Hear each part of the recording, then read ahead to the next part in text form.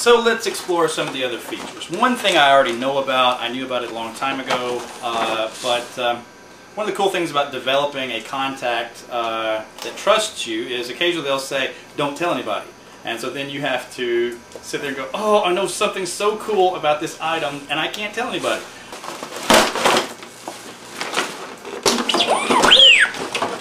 Now I see a little piece of clear plastic here. I don't know exactly what that's from. Hopefully it's not something major.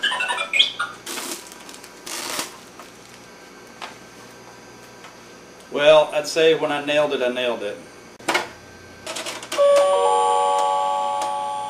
How beautiful. No wheels on the bottom, which I guess is okay since it is primarily a playset kind of a toy. Oh, here's what's broken. Crap. Yep, there's a little crack there on that part. Crap. Maybe that's what that piece of plastic came out of.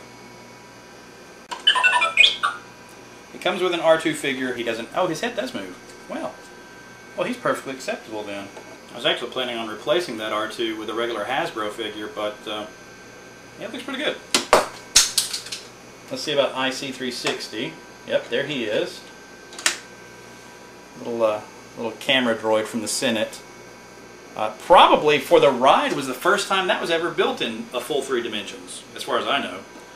And then if we were doing the 3000, that would be where a lot of Greeblies and things were. The R2 was always an open hatch behind R2 then. Now what about the pop-up guns? It says press button for...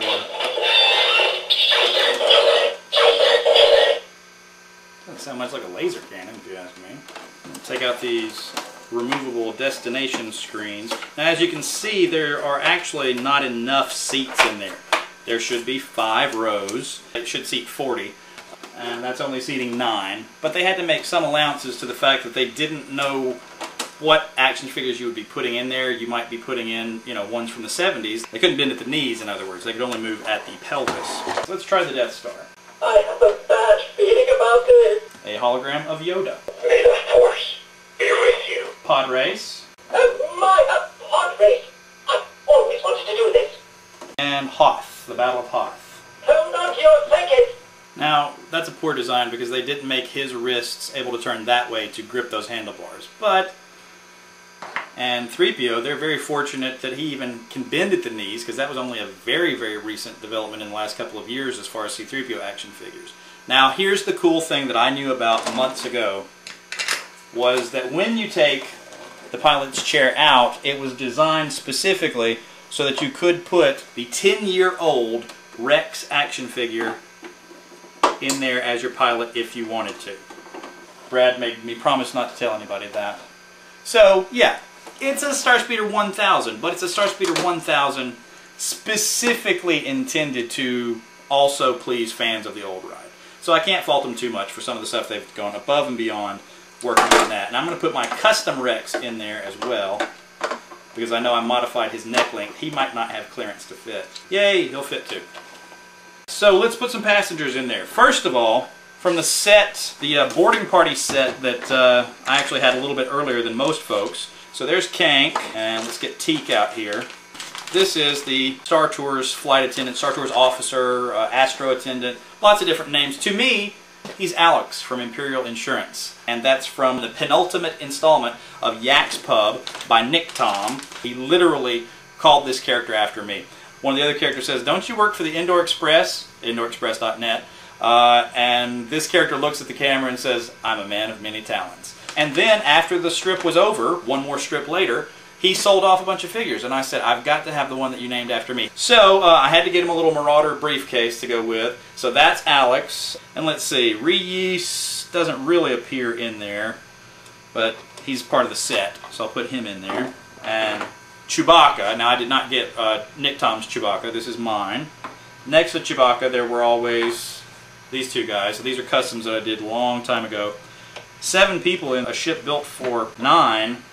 Let's put in Red Leader from the original Star Tours. Now this is a custom action figure that I did of the character played by Steve Gawley as a little tribute to Steve. When I interviewed all the ILM people for my magazine article, Steve was the nicest one on the telephone. I absolutely enjoyed talking to him, and I made him a custom Steve Golly figure, and I made one for myself. I found a particular indoor rebel soldier who was bald with a beard.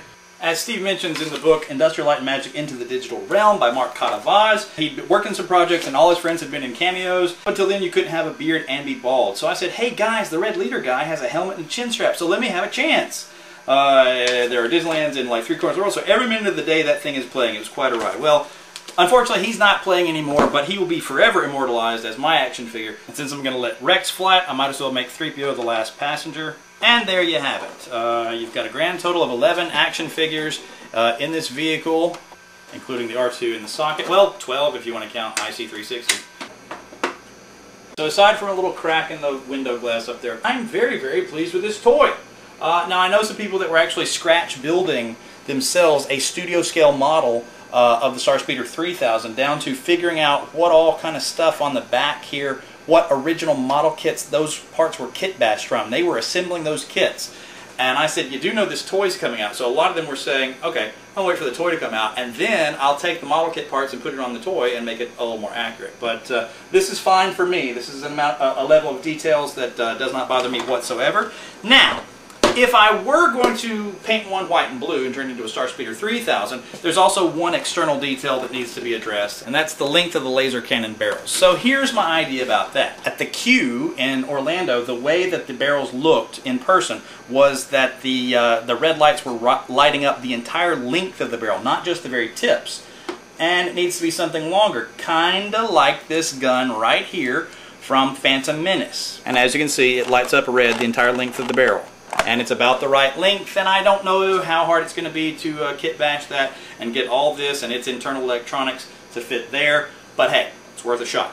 And the cool thing was, on the one that didn't work, I took that black hose, and that's what I actually customized around the neck of my custom Rex there. It should be coiled the other direction, but hey, it was already on hand, so I used it. So I've wanted this for 21 years. And it's pretty doggone cool. And for $56 and the shipping, yeah, I would definitely buy a couple more of these and paint one of them to be white and blue, or hopefully Disney will take care of that for me in a few years' time, even if I got a little crack right there. So thank you for watching, and I'm going to shoot another video about opening the Muppet figures. So stay tuned and watch for that one. And as always, I'll see you around the galaxy. Okay, so I just wanted to add a little postscript here. It is now March the 6th of 2012, and as you can see, there's been some passage of time, and I cannot put on a Disney costume in all good conscience because they do have a rule, or did at one time, about facial hair on the male employees. So I'm not going to put on another Star Tours outfit.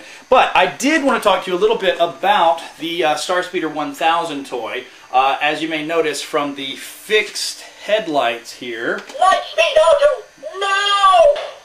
No longer has a crack on it there, so as you can tell, this is actually the second one that I've owned of this particular beauty. And since I was buying a second one, I figured I might as well buy a third one as well. So there's 2 of them. And one of these 2 is going to be repainted into the white and blue classic design for the StarSpeeder 3000. And the broken one, you may ask what's become of it. Well, I've boxed it back up and it's going to a new home. So here's the one with the crack in the headlights there. And I'm just about to take this one and stick it in the mail, and it goes to its new location. So sad that I couldn't keep 3 of them, but 2 of them was kind of pushing it anyway. So briefly, I was the owner of 3 of these. After today, I will only be the owner of 2 of them, and one of those will be repainted. And also notice that I've still got all 3 boxes with me at the moment. So here you've got the one that's the launch collection from 2011, and then the other 2 were actually purchased in 2012. Another difference is there's a pane of plastic on the 2 from 2012 and no pane of plastic on the original 2011 version. So now all that remains is to take one of these and see if I can disassemble it and start spray painting it white, and then create some masks and do the blue details and whatever else needs to be done to make a classic StarSpeeder 3000 out of the toy of the StarSpeeder 1000 that I waited 20-something years to finally own. I know it's been kind of a long video for you to have to watch, and I apologize for that. But stay tuned in the future and you'll see me customizing one of these into a white and blue StarSpeeder 3000. Thank you for watching.